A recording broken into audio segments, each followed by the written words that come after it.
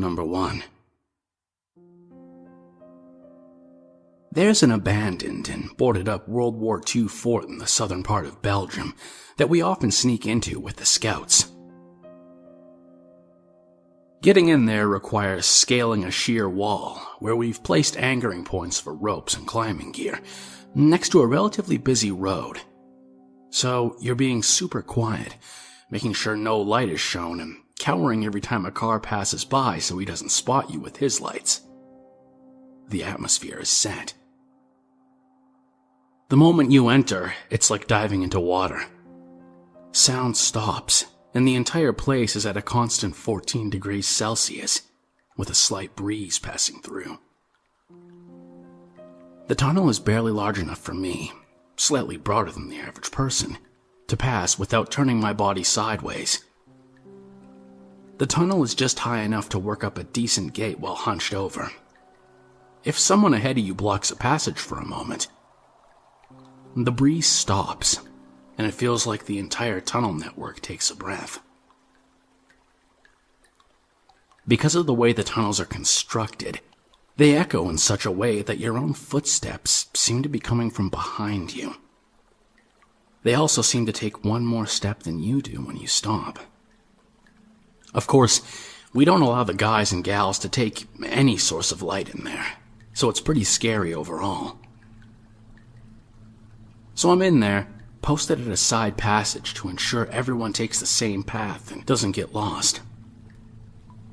I go in first, before any of the climbers arrive, so they don't know there are friendly faces in there to help them. I'm in there for a while, just waiting for the first to come by, when I see a dancing little light coming down the long hallway. I quietly settle back into my nook and wait for whoever was smart enough to hide some matches and take them away. The light quietly bobs closer, when I realize that there aren't any footsteps accompanying it. I poke my head around the corner just in time to see it disappear. I hear no footsteps still.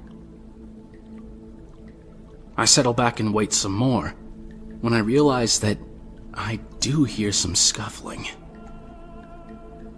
Very faint. Breathing noises, but still very faint. I become aware of a wet heat coming from right in front of me, with a faint smell of person, sweat, dirt. Suddenly I realize that there's someone there, right in front of me, inches from my face. The breathing stops suddenly. Whatever it is, it's aware of me as well. Whatever or whoever it is, we're both holding our breath, both acutely aware of each other. It takes ages. I'm sitting there, unable to move, speak, or breathe properly. The wet heat passes, and some minutes later, I become aware of very faint light coming from my right side, which soon dissipates and leaves. Sometime later still, I hear the familiar stomping of combat boots coming down the hallway from my left. I stop the person, tell them to keep following the passageway and take the first right they come to.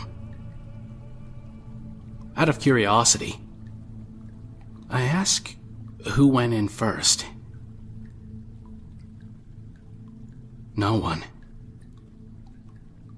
He went in first.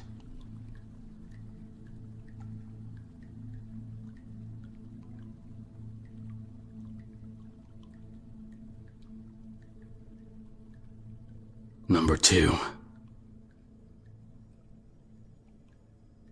Okay, this is an interesting story. Fairly close to the house I grew up in sits an abandoned elementary school. It hadn't been in operation since 1967. In 2007, my band was looking for a location to take photos, and I let them know about the school, and everyone was intrigued. We planned a trip to scope out the place and see what it had to offer. I had never been in the school before. I'd only heard about it. None of us knew what to expect. When we got there, the place was overrun with ivy and wildlife. Since the front door was locked, we had to climb in through a back window that was broken. We all got inside and began to spread out to examine the area. Nothing really creepy, just an old building that had seen its fair share of squatters and garbage dumpers. There were about 6 classrooms altogether. Some were in better shape than others. One room had a 4-foot wide, 3-foot tall pile of old roller skates. We thought that was odd. There was an old nurse's station with a medicine cabinet that had very old ointment in it. Sure, there were a few cat skeletons and dead birds, but we weren't bothered by it. We even saw 2 feral kittens running around and trying to avoid us. We were pretty satisfied with the trip and were about to leave when we found a room that none of us had come across yet. It looked like another classroom, but this one had a small door inside, about half the size of a regular door. We opened it and were presented with stairs going down into a dark area. We had phones and flashlights, and we soon found out that it was the boiler room. Along with the standard stuff you'd find in a boiler room, there was a long corridor that seemed like it went on forever. At the end of it was nothing. Just a wall and nothing else. So we decided to leave since we saw what we came to see. Right as we left the boiler room, I saw a small box on top of a plastic barrel. I opened the box, and inside was an incredibly old Polaroid camera. I thought it was cool, and I hung on to it. I was so excited about the find that I didn't realize that I had left the door to the boiler room open. We closed up the doors to the school to make it look like we didn't disturb anything. We got back into the van and were about to leave when I took the camera and pointed it at my guitarist, Pete, who was driving, and pretended to snap a picture. Only, it wasn't pretend. Not only did the flash go off, but an old Polaroid picture slowly slid out of the camera. We were shocked, to say the least. Amazed by what had just happened, we decided to take a picture of the front of the school from the van. Everything seemed fine, until the next day, when we went back to take the photos. We had brought a couple of other people with us this time. While we were giving them the tour, we decided to show them the boiler room. When we arrived at the front of the small door, we were presented with a horrible sight. The 2 kittens, who were alive and well the day before, were dead. Right in front of the door that I had left open. But not just dead. Rotting and crawling with maggots. The smell. I'll never get that sight out of my head. However, we didn't let that stop us. We proceeded to take our photos and did our thing. Then, we remembered the camera. We showed the new people the camera, and they were amazed that it still worked and that it still had working film. We showed them the photos we took with it. Everything was all right until we got to the photo of the school. We had closed up the school. I know we did. We had to, so that nobody would be suspicious and prevent us from visiting again. When we looked at the photo of the school again, the front door to the school was open. Wide open. We just looked at the picture with our mouths open. I couldn't believe it. It seemed so unreal that I still have trouble believing it. Being the skeptic I am, I decided to recreate the photo by taking another picture with the camera from the same vantage point. This time, the doors were closed. I can't explain anything that happened. It creeps me out to this day to think about it.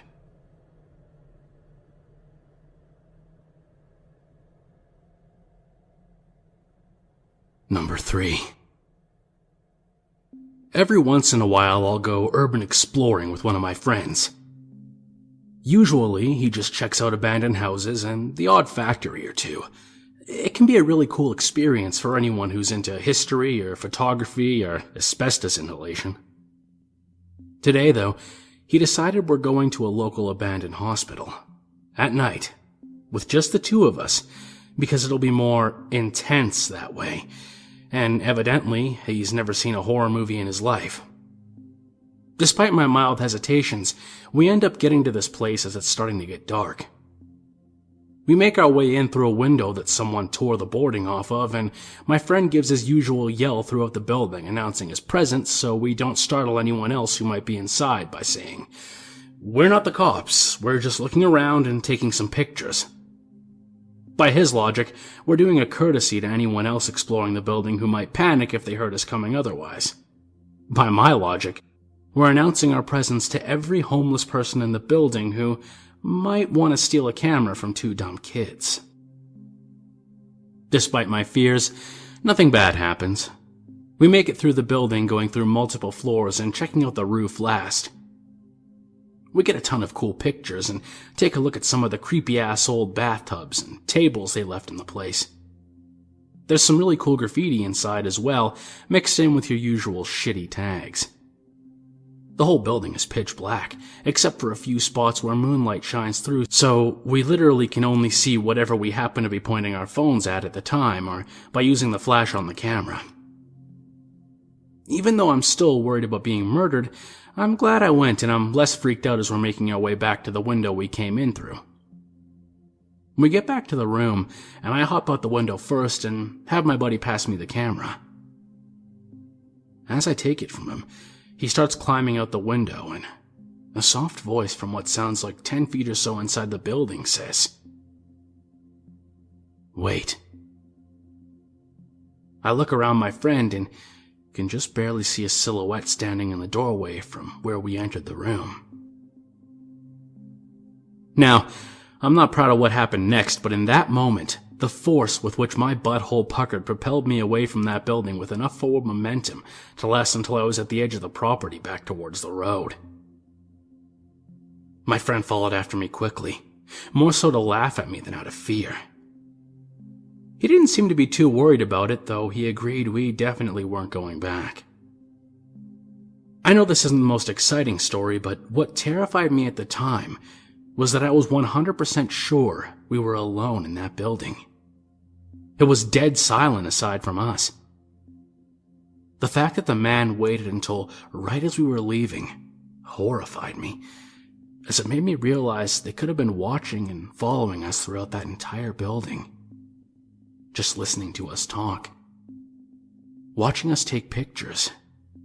Just following us. Needless to say, I don't do too much urban exploring anymore. At least, not at night, in old spooky buildings constructed prior to World War I. Number 4.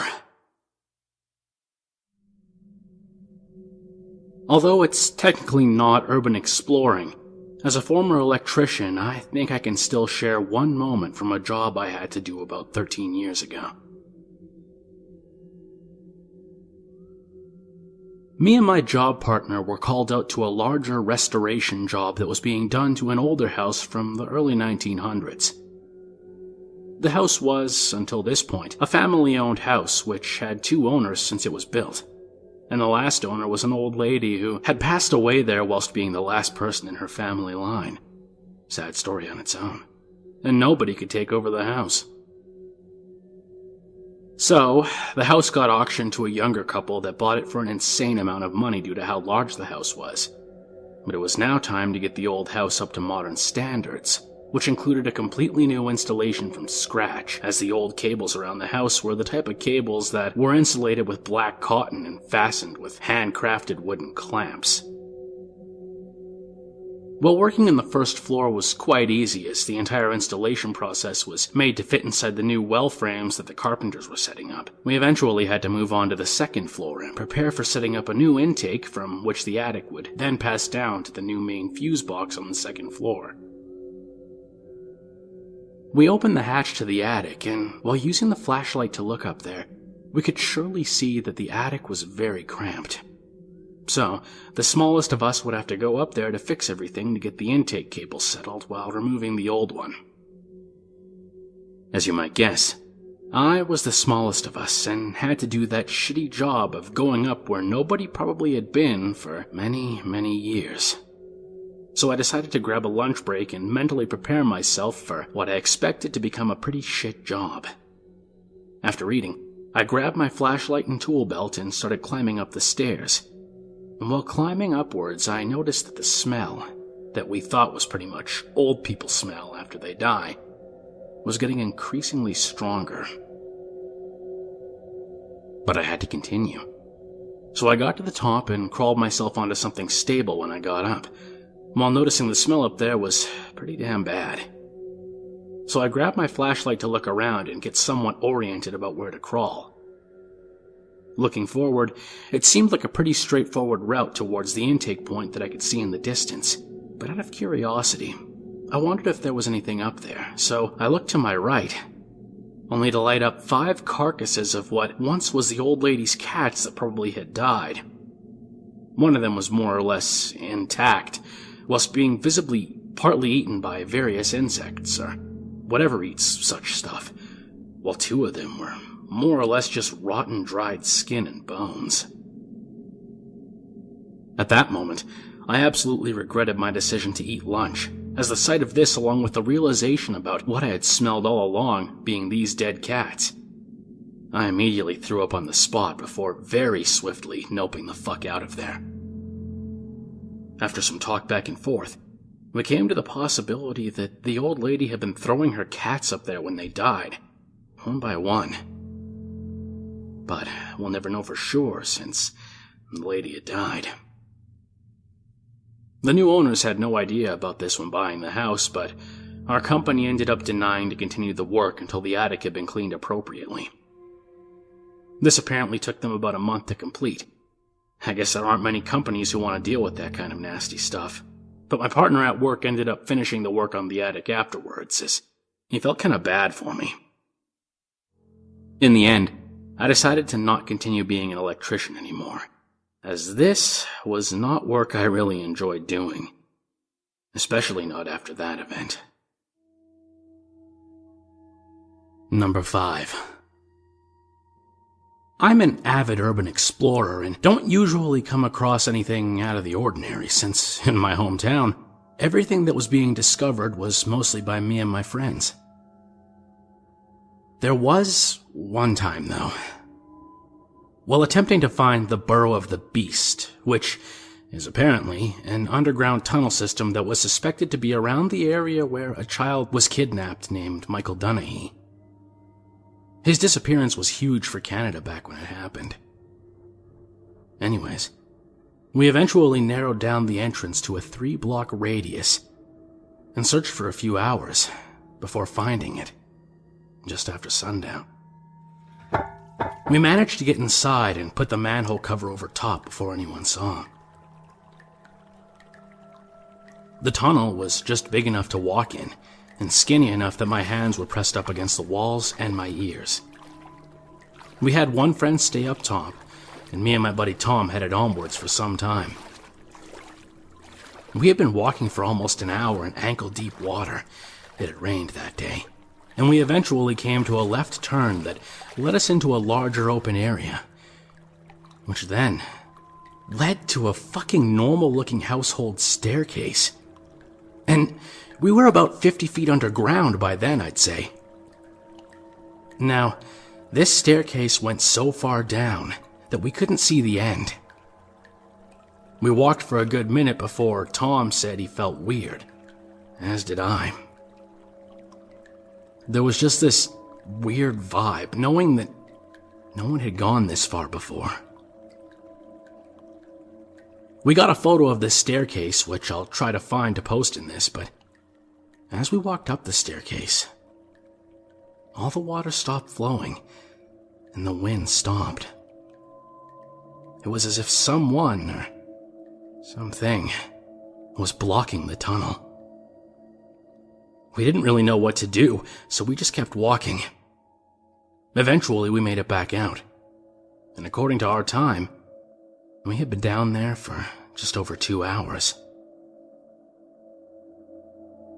Still to date, haven't gone back to continue down the stairs.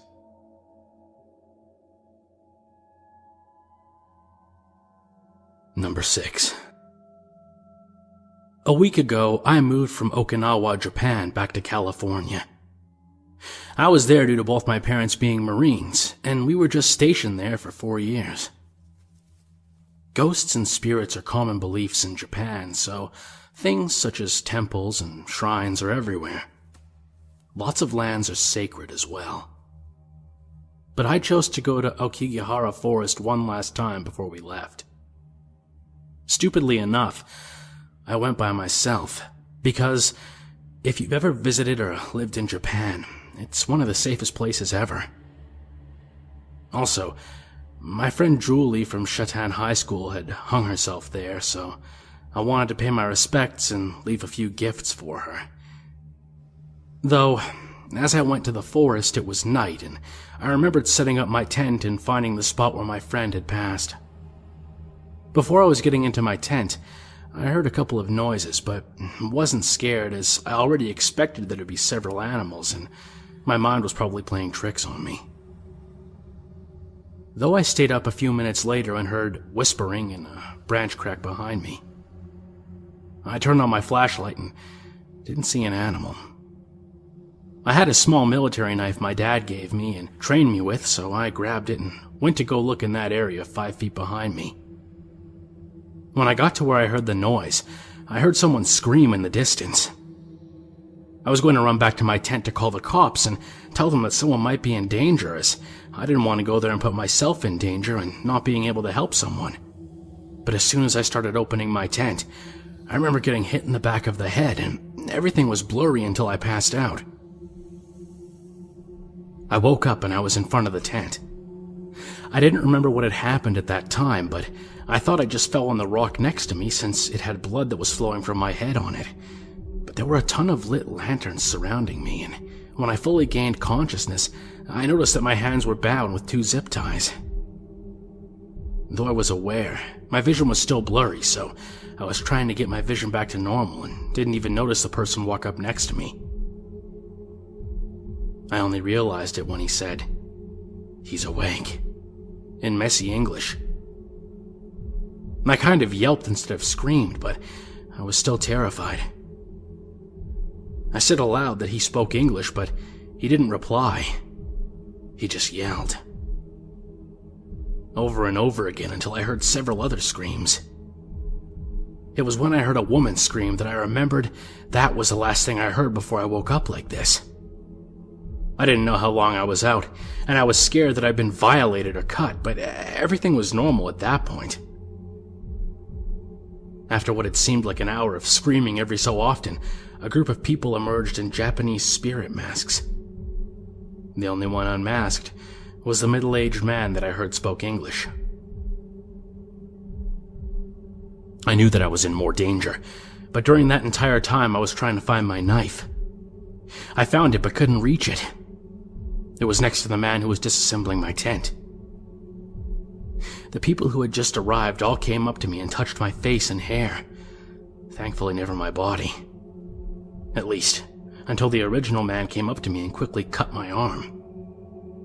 I think I was so scared I didn't even feel it until he passed it around, and all 5 other people made their mark, each mark on a different part of my body. But I didn't cry or scream. I closed my eyes, enduring the pain while trying to figure out how to get my knife. After they were done cutting me, I was picked up under my shoulders and dragged to one of the trees. I was closer to my knife and able to drag it with my foot while they finished packing up my stuff for some unknown reason. I was able to get a hold of my knife, but I knew I couldn't cut the zip ties until they were all looking away. When they were, I started cutting them and was at last able to free my hands. What I saw next was something I can't forget. The only woman in the group was suddenly hit by one of the others. She was arguing with him, but I couldn't understand. I only know simple Japanese, and I'm kind of glad that's all I knew. I don't know why, but I think she didn't want to be involved because I had just seen her carrying a man that didn't even look over 2 days dead, and she just dropped him right in front of me. When she did that, she grabbed the man's hand and started crying. She looked at me, but didn't say anything, nor did I want her to. I wasn't scared of the body. I've seen worse due to my parents' job. But it was what they had done to him, and were still doing to him, that got me worried. I freed my hands, but there were still 6 people. I knew my chances weren't likely, but I didn't care. I'm not afraid of death. I never have been, but I knew I wouldn't be able to move on in the afterlife, if there even is one, if I didn't even attempt to live. I was about to run, but the man came up to me. He asked me my name, and I didn't answer, so he punched me. He screamed the word name in my face again, and I still refused. He ended up putting his knife to my neck and spat out the word one last time. I said my name in Japanese, and he repeated it over and over again. It creeped me out, but I was still determined to get out no matter the circumstance. The woman said, "Here," in Japanese. That I recognized. He yelled at her and she bowed her head saying no. She once again got slapped. And I almost said something, but I knew that'd make it worse for both of us. She was crying but walked up to me anyways. I realized why she didn't want to come near me. She was told to put a noose around my neck. I cursed at myself, saying in my head that I should have ran earlier, but I still had a slight chance.